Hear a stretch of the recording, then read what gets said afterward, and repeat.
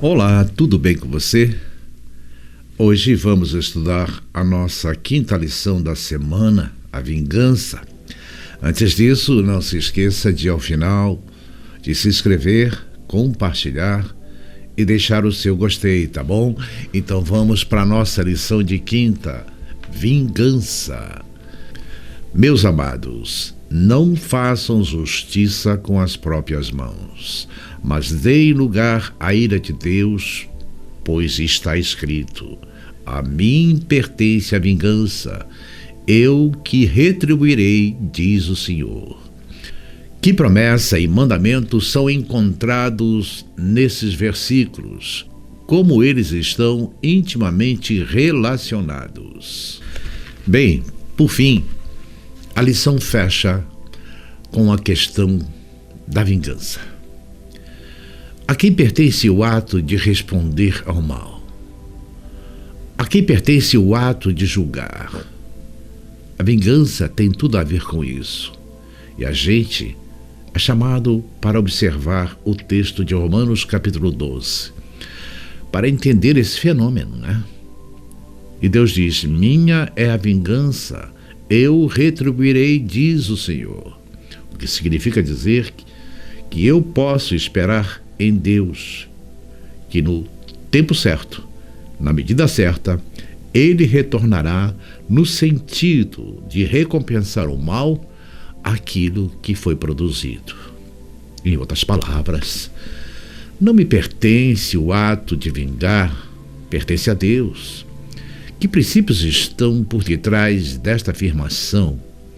Minha é a vingança e eu retribuirei.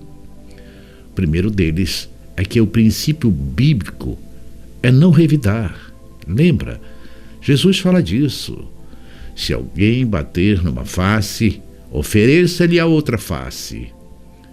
Isso é permitir que bata? Óbvio que não. Ninguém está falando que eu tenho que ser um imbecil ou um sujeito ingênuo para apanhar. O que Jesus está dizendo é que eu não devo retroceder, não devo agir da mesma forma que o outro agiu comigo. A minha atitude deve ser: sim, eu identifico o erro, mas eu não reajo ao erro. Eu tento, de alguma forma, atuar para que o outro perceba que ele errou e tenha, então, a chance de transformação, de arrependimento. E a minha atitude é, quando ele fizer isso, é perdoá-lo. E a segunda questão, o segundo aspecto importante desse bloco, é que a vingança justa só pode acontecer nas mãos de Deus, porque a nossa sempre vai exceder ou faltar. A única justiça perfeita é a justiça de Deus. Por isso, a Ele pertence a vingança. Quando a gente olha para a Bíblia, essa questão de vingança é tratada em duas vertentes interessantes.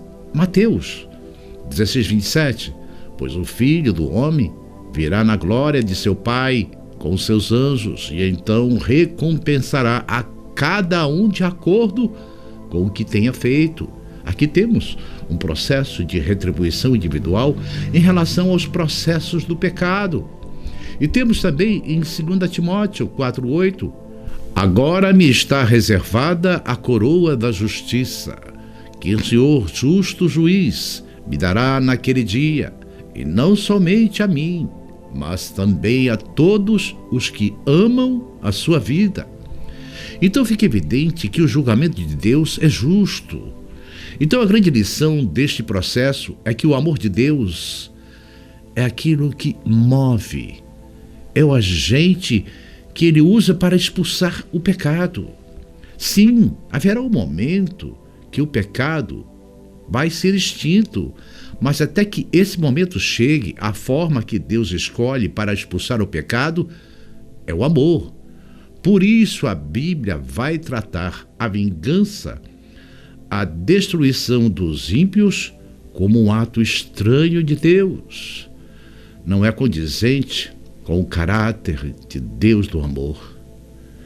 E tem implicações importantes que vêm dessa compreensão.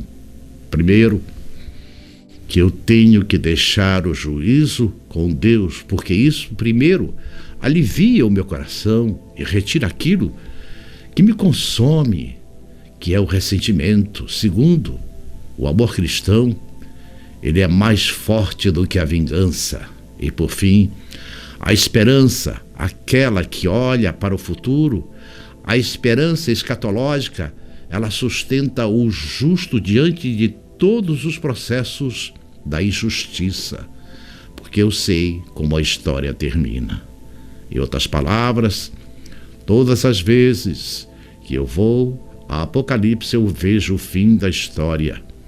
Isso deveria confortar o meu coração para eu saber como a história vai acabar. Sim, no momento em que nós estamos vivendo nos dias de hoje, a injustiça se vê por todos os lados e está diante dos nossos olhos. Aqueles inocentes são condenados, enquanto os criminosos são soltos. A justiça que se manifesta não é a que gostaríamos, mas haverá um momento em que a história acaba e, nesse momento, Deus há de trazer o juízo a toda obra. E assim que Eclesiastes nos deixa seguros de como Deus resolverá o problema do mal. E dessa forma que a gente percebe como as coisas serão resolvidas no final da história.